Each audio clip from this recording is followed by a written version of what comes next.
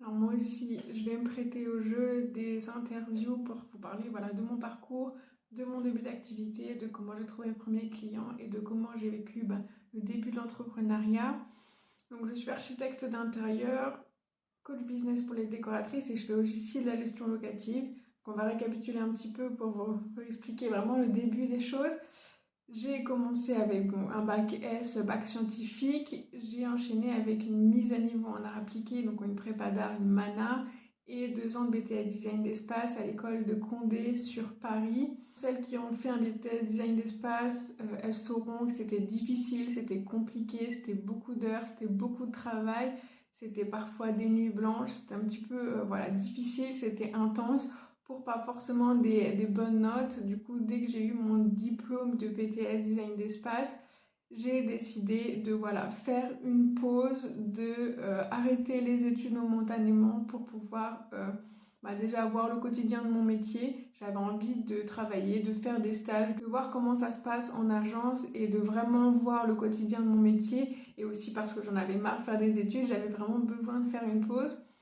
Donc, comme je n'avais pas de convention de stage, j'ai décidé, donc à l'âge de 21 ans, de créer mon auto-entreprise. Donc voilà, la première fois que j'ai créé mon entreprise, c'était il y a maintenant un moment, c'était il y a 8 ans, en septembre 2015. Grâce à ma micro-entreprise et mon statut de freelance, j'ai pu intégrer une première agence sur Paris où je suis restée 5 mois, où j'étais avec un architecte d'intérieur autodidacte. Et du coup, je l'accompagnais voilà, sur certaines thématiques, surtout des visuels 3D et de la création un petit peu artistique. Au bout de 5 mois, j'ai décidé de partir de cette entreprise pour trouver autre chose. Et là, j'ai été embauchée dans une agence, superbe agence parisienne. Je suis restée 6 mois. En plus, c'était un super cadre puisque c'était vraiment une superbe rue de Paris. C'était super. J'ai beaucoup appris, j'ai aussi beaucoup travaillé, même si j'étais très peu rémunérée, que j'étais freelance et que je venais de sortir de BTS Design d'espace. J'ai fait des super projets, j'étais presque chef de projet. Voilà, j'ai réalisé une rénovation totale d'un appartement au jardin du Luxembourg. Très grand appartement, luxueux. Voilà, c'était vraiment un super projet. J'ai fait une clinique vétérinaire aussi dans le centre de Paris et plein de petits projets vraiment super intéressants. Et j'ai vraiment beaucoup appris, plus en 6 mois de stage qu'en 3 ans d'année, en 3 ans d'études. Et vraiment, c'était très chouette, très formateur. Et voilà, j'ai tellement bien travaillé que le patron a décidé de me garder pendant le mois d'été et de me payer même 2 fois plus cher pour que je puisse voilà, continuer avec lui et continuer à travailler sur des projets. J'ai quand même décidé à la fin de cette année de césure et de quotidien de mon métier de reprendre quand même mes études puisque j'avais eu cet objectif de faire bac plus 5 et d'avoir vraiment un master en architecture d'intérieur. Donc j'ai décidé de reprendre mes études suite à ça. Donc là on est en 2016. Je déménage sur Lyon. Je reprends du coup un master à l'école Bellecour de Lyon. Donc 2 années où voilà, j'oscille entre mes études et des stages. Donc je crois que la première année c'était 4 mois de stage que j'ai fait aussi sur Paris dans une agence. Et ensuite la deuxième année pour vraiment valider le diplôme d'architecture d'intérieur, le master 2, j'ai fait 6 mois dans une agence chez Volume Architecture dans le sud de Lyon avec Stéphane Millet qui a fait l'émission Maison France 5 et justement pendant mon stage j'ai pu participer à cette émission. Donc on a un client qui venait avec une problématique, on faisait 2 versions et il devait choisir voilà, pendant l'émission ce qu'il voulait faire. Ensuite on faisait la réalisation des travaux. Donc pareil, j'ai beaucoup appris durant ce stage-là puisque j'ai pu voir des chantiers sur Lyon, j'ai pu voir voilà, encore une fois le quotidien de mon métier, de voir les chantiers, de voir le contact client, de faire des projets de A à Z. C'était vraiment très transformateur. En 2018, j'obtiens mon diplôme de master 2 d'architecture et je décide voilà, de rentrer dans une agence en freelance, puisque comme j'avais encore le statut d'auto-entreprise que j'avais mis en sommeil pendant 2 ans d'espace, je reprends du coup mon statut de freelance et je travaille en agence pendant 1 an. C'était une agence dans le centre de Lyon qui faisait essentiellement les ERP, donc les établissements recevant du public, et donc bureau tabac ou brasserie ou boutique. Et donc là, c'était vraiment plus du retail. J'avais fait beaucoup de particuliers, j'avais fait un petit peu d'hôtellerie. Et là, je venais vraiment aborder un nouveau sujet. Donc c'était super intéressant de parler un petit peu de vente, de comment bien accueillir le client et surtout tout ce qui est normes publiques, tout ce qui est normes PMR, tout ce qui est normes incendie, voilà, tous ces sujets-là que je ne connaissais pas forcément. Et j'ai appris évidemment à faire une déclaration préalable, une modification de façade et tout ce qui est sécurité incendie, dossier PMR, etc. Donc là, vraiment, j'ai été super calée et j'ai encore ajouté une corde à mon arc. Mais au bout d'un an, j'ai trouvé que c'était un petit peu redondant, c'était un petit peu toujours la même chose. En fait, c'était standardisé et on appliquait à chaque boutique. Donc au bout d'un an, j'avais fait le tour. J'avais mis beaucoup de fois les mêmes matériaux, les mêmes modules, les mêmes choses. Et donc du coup, j'avais envie de voir autre chose. J'avais vraiment fait le tour de cette activité-là. Et donc en janvier 2020, je décide de vraiment me lancer à mon compte. Pendant mon année de freelance dans le truc des bureaux de tabac, j'ai fait un tout premier projet. Mon tout premier projet, c'était agencer le salon salle à manger d'une maison dans le cœur de Lyon, une maison moderne. Mais c'était un grand espace et en fait le client il savait pas vraiment comment l'agencer. Et donc on est venu travailler un claustrat pour séparer la salle à manger du salon avec un joli meuble télé. Et on est venu travailler aussi sous l'escalier parce qu'il manquait de rangement, il manquait aussi d'utilisation de cet espace-là et en même temps d'un garde-corps. Donc en rappel avec le claustrat de la salle à manger, on est venu faire un meuble sur mesure. Donc ça c'est mon tout premier projet, j'en reparlerai juste après. Et donc en 2020, je me lance. Je crée l'atelier à elle avec une collaboratrice qui elle aussi se lançait, elle aussi elle avait envie de travailler à deux, de se lancer à deux et donc du coup on a collaboré pour faire nos tout premiers projets. En 3 ans on a fait plusieurs projets à Lyon, que ce soit du retail, que ce soit du particulier, vraiment des choses assez différentes. Et fin 2023 je m'expatrie à Madrid, donc je déménage. Je quitte la collaboration et l'atelier à elle que je laisse du coup à ma collaboratrice pour recréer quelque chose de complètement nouveau ici à Madrid où là je suis vraiment à mon compte et où cette fois-ci j'accompagne plutôt les investisseurs qui veulent avoir une résidence ici sur Madrid et qui voyagent beaucoup, soit qui veulent faire la location et donc du coup je viens rénover pour ensuite gérer la gestion locative. L'investisseur achète un appartement, je le rénove ou je l'agence. Et ensuite, avec mon activité de gestion locative, je fais visiter l'appartement, je le loue et je gère un petit peu les soucis qu'il peut y avoir avec des locataires. Et en parallèle de ma création de l'atelier à elle en 2020, en 2021-2022, je décide de créer mon activité de coaching business pour les décoratrices parce que j'ai déjà pas mal de recul sur l'entrepreneuriat, j'ai appris beaucoup de choses, j'ai galéré au début à me faire connaître, à prospecter, à créer une identité, à communiquer sur les réseaux sociaux, à faire un site internet. Toutes ces choses-là, en fait, j'avais envie de les transmettre, j'avais envie de les donner à d'autres personnes, j'avais envie que mes galères et mon expérience servent aussi à d'autres personnes. Et parce que en discutant aussi avec d'autres décoratrices, d'autres architectes d'intérieur, je me suis rendu compte qu'en fait on avait les mêmes problématiques, on avait les mêmes questions, les mêmes demandes et que ce que j'avais appris et ce que j'avais recueilli, il fallait le transmettre, il fallait accompagner d'autres personnes parce que je me suis sentie seule, parce que j'avais pas trouvé les bons éléments sur internet et du coup de condenser ça dans des programmes, dans des formations, dans des accompagnements, c'était vraiment donner beaucoup de valeur et faire gagner du temps aussi aux décoratrices. Alors, comment j'ai trouvé mon premier client? Du coup, on en revient à mon tout premier projet, donc la rénovation d'un salon salle à manger. J'ai eu ce premier client par la plateforme Rencontre un Archi. Donc, c'est une plateforme qui en fait met en relation des clients particuliers qui veulent de l'agencement, de la décoration, de la rénovation avec des architectes d'intérieur qui sont inscrits sur la plateforme. L'architecte d'intérieur paye une commission de rapporteur d'affaires pour, on va dire, remercier la plateforme d'avoir envoyé un client et ça permet les échanges. Donc en fait les particuliers viennent sur le site internet parce que c'est très bien référencé.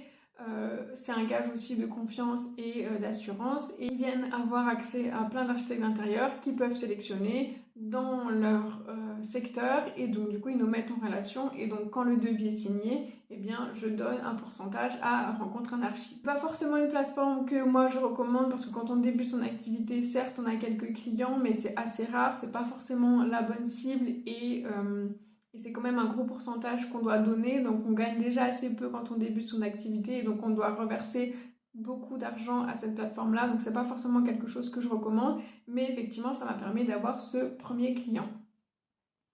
Le second client que j'ai eu avec ma collaboratrice à l'atelier à elle, ça a été via un contact bouche à oreille. C'est un contact d'un contact qui nous a donné ce client-là. Et en fait, une décoratrice qui voulait pas travailler avec ce client parce que c'était pas dans son secteur. Et donc du coup, ben voilà, par collaboration, par partenariat, par connaissance, on a pu avoir ce deuxième client. Les autres clients, c'est venu par, pareil, des biais différents. On a eu un petit peu par site internet parce qu'on avait fait un très bon référencement. On a eu aussi par les réseaux comme Instagram parce qu'ils avaient vu nos stories, ils avaient vu nos posts ou qu'on avait fait des stories en relation avec d'autres personnes sur le secteur. Et donc en fait, c'est venu par différents endroits. Donc site internet avec un bon référencement, un petit peu d'Instagram, un petit peu les plateformes et aussi un petit peu voilà, du bouche à oreille et des connaissances. Alors, ce qui a été le plus difficile au début de mon activité, c'est d'être un petit peu perdue. En fait, quand je suis sortie voilà, de mon diplôme, mon master 2 d'architecture d'intérieur, j'étais calée pour faire des plans, j'étais calée pour accompagner des clients, j'étais calée sur plein de choses du point de vue architectural, conception, création, plan, etc. Mais tout ce qui était en fait me vend, trouver des clients, créer une identité et en fait toute la partie un peu entrepreneuriale, et ben ça, j'avais pas du tout de notion. C'est pour ça aussi que j'ai créé ces programmes-là d'accompagnement pour les décoratrices. Parce que quand on sort des études, évidemment, on est doué dans notre activité, c'est ce qu'on a demandé de cette formation-là, mais il manque toujours un peu un accompagnement de et après, comment ça se passe. D'ailleurs, dans ma promotion, j'étais la seule qui voulait se lancer à son compte, donc moi, j'étais complètement perdue. Tout le monde était parti en agence, voilà, suivre disons, le chemin normal. Et moi qui voulais faire l'entrepreneuriat et qui voulais faire les choses différemment et me mettre à mon compte parce que je savais que je voulais faire ça, et ben, j'étais un petit peu perdue. Donc j'ai tâtonné pour créer une identité, j'ai tâtonné pour faire mes prestations, j'ai tâtonné pour faire mes prix. Je me suis perdue, j'ai galéré et du coup ça a mis aussi plus de temps à venir. Je ne savais pas comment prospecter, je ne savais pas comment faire et peut-être ce que j'aurais fait différemment, c'est de mieux m'entourer, c'est de connecter plus rapidement aussi avec d'autres décoratrices, d'autres architectes d'intérieur. J'ai tardé à vraiment contact, à vraiment communiquer et c'est ce qui a été difficile. Donc si je devais le refaire différemment, effectivement, je suivrais des formations plus rapidement. En tout cas, je me ferais accompagner par peut-être un coach business ou quelqu'un qui s'y connaît et en fait je gagnerais du temps avec un bon accompagnement. Et sinon, je me connecterai voilà, avec des réseaux pour me faire plus connaître, pour répondre à mes questions, pour partager aussi des expériences, que ce soit des architectes d'intérieur, des décorateurs ou peut-être d'autres activités. Ça marche aussi avec les entrepreneurs pour dire ah oui, toi, tu as cette problématique-là, moi aussi. Ah, je cherche une banque pour mon compte professionnel, toi aussi, tu es là-dedans. Et vraiment pouvoir échanger et se développer parce que on évolue, on se développe dans notre activité, on a toujours plein de questions et en fait on peut échanger avec les autres pour gagner en expérience, pour avoir des conseils, avoir des tips, avoir des astuces et pas rester en fait tout seul dans sa galère et essayer de taper des trucs sur internet sans avoir forcément de réponse et en fait de venir vraiment connecter avec des gens et échanger. Si je devais vraiment donner un conseil ou transmettre quelque chose, ce serait de sortir de chez soi. Je suis très longtemps restée derrière mon ordinateur parce que j'avais assez peu confiance en moi, parce que j'étais pas prête à aller voir des gens, parce que aller toquer à la porte d'une agence immobilière ou appeler quelqu'un, c'était difficile pour moi et du coup, je me disais, bon, bah, je reste derrière mon ordinateur, j'envoie quelques mails et ça peut le faire.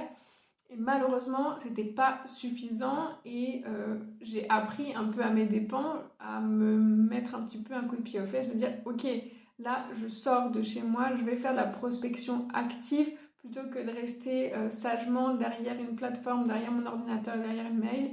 Et ben j'y vais un petit peu plus. Je vais travailler aussi du coup ma confiance en moi, mon mindset pour me développer un petit peu et aller connecter voilà, avec des entrepreneurs, aller à des after-work. Vraiment sortir de chez moi, aller voir des agences immobilières, aller voir des boutiques pour créer des partenariats. Et même si c'est difficile les premières fois, et même si c'est encore difficile aujourd'hui, c'est pas forcément la partie que je préfère le plus, je sais à quel point c'est efficace. Et parler sur mes réseaux il y a quelques semaines, j'ai fait un after work pour un café qui fêtait son anniversaire de 1 an d'ouverture. Et à cet endroit-là, j'ai pu en fait créer des liens, j'ai pu donner mon compte Instagram, j'ai pu donner le nom de mon activité et en fait vendre sans vraiment vendre et connecter avec quelqu'un et parler de mon activité et avoir potentiellement un prospect, voire un client. Et en fait, à quel point c'est puissant de sortir de chez soi, de connecter avec les gens plutôt que de rester derrière son ordinateur. Donc des fois, on n'a pas envie, des fois, évidemment, il faut créer du contenu sur Instagram, il faut faire du référencement sur Internet, mais c'est pas suffisant, surtout quand on débute son activité, il faut un maximum sortir, déposer des cartes de visite, parler de son activité à beaucoup de monde. Il faudrait que toutes les personnes de son secteur connaissent que vous lancez votre activité, tous vos amis, tous vos collègues, tout votre réseau professionnel, toutes les personnes qui sont autour de vous et puis toutes les agences immobilières, toutes les boutiques et tous les endroits qui sont en rapport évidemment avec votre cible et qui pourraient vous recommander, qui pourraient vous apporter des prospects ou des clients. Vraiment sortir de chez soi et faire de la prospection active. On n'attend pas que le client arrive un petit peu par magie, mais on y va et on se bouge un petit peu pour aller chercher ses clients. C'est vrai qu'au début de son activité, on se cache un peu derrière le site internet, la création de contenu, faire un logo, etc. Mais les résultats, ils mettent du temps à arriver. Quand on fait de la prospection, c'est un peu des graines qu'on sème et ça met du temps à se développer. Donc plus tôt on va en fait prospecter, plus tôt on se rend visible, plus tôt on parle de son activité, plus tôt on a aussi des clients et plus vite on développe en fait son chiffre d'affaires et son activité. Peut-être un deuxième sujet qui est important, je pense, d'aborder, c'est au début de son activité, tout le monde a des difficultés. Des fois, il y a des jours avec, des jours sans. Et même quand on est entrepreneur de manière générale, il ne faut pas avoir honte de des fois être plus ou moins en forme, de des fois désespérer un petit peu, des fois qu'on n'a pas des clients de suite. Ça met du temps à se développer une activité. C'est pas parce qu'on met en place des choses le lundi que forcément le mardi il y a des résultats. Il faut du temps, des semaines, voire des mois et qu'il faut vraiment persévérer. Je sais que c'est difficile quand on fait des actions qu'il n'y a pas de résultat. Je sais que c'est difficile quand il n'y a pas de chiffre d'affaires qui rentre, quand on lance une activité que peut-être sa famille compte sur soi, peut-être qu'on a lancé un projet et que du coup tout le monde est un peu en attente de alors est-ce que ça marche? Je sais que ces moments sont difficiles, mais il faut continuer d'y croire, il faut avoir la foi et peut-être qu'il n'y a pas de résultat tout de suite, mais que ça sera le cas dans quelques semaines, dans quelques mois, et ça vaut le coup vraiment de persévérer, d'attendre, de continuer à semer des graines, de continuer les actions qu'on met en place, même si les résultats, c'est pas demain, et ben, ça sera peut-être après-demain, et du coup, il faut vraiment continuer. Et ça arrive des fois d'avoir un coup de mou, ça arrive d'être un petit peu moins bien. Même moi, aujourd'hui, après 8 ans d'entrepreneuriat, il y a des jours où je me dis, ah là là, c'est une catastrophe, j'arrive pas à vendre. Il y a des mois qui sont vraiment mauvais, voire nuls. Mais ça arrive, c'est comme ça fait partie de l'entrepreneuriat. Donc effectivement, il faut avoir les reins un petit peu solides. Mais il y a des mois où c'est vraiment fantastique. Il y a des mois où on se dit, c'est exactement le droit où je dois être. Et j'ai bien fait de persévérer, j'ai bien fait de continuer à développer mon activité.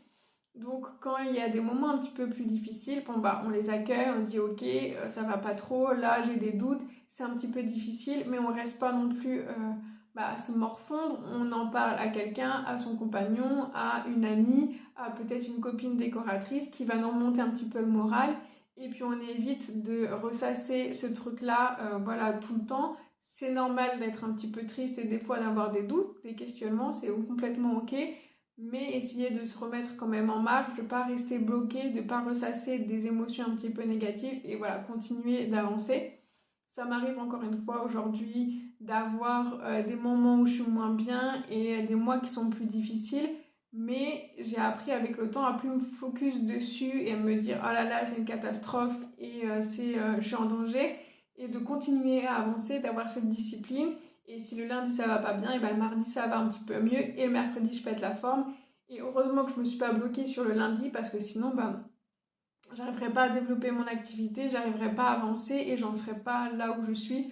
Donc vraiment persévérer, c'est normal d'avoir des moments plus difficiles, mais on continue d'avancer et surtout on se fait entourer, on en parle à d'autres personnes pour nous booster un petit peu, me remotiver et dire voilà aujourd'hui ça va pas et qu'on nous donne un petit peu de punch. Et d'ailleurs, voilà, c'est une décoratrice, elle est en difficulté, qu'elle a du mal et qu'elle a peur ou qu'elle a des doutes, elle m'envoie un petit message et moi je la rebooste et moi je donne de la motivation.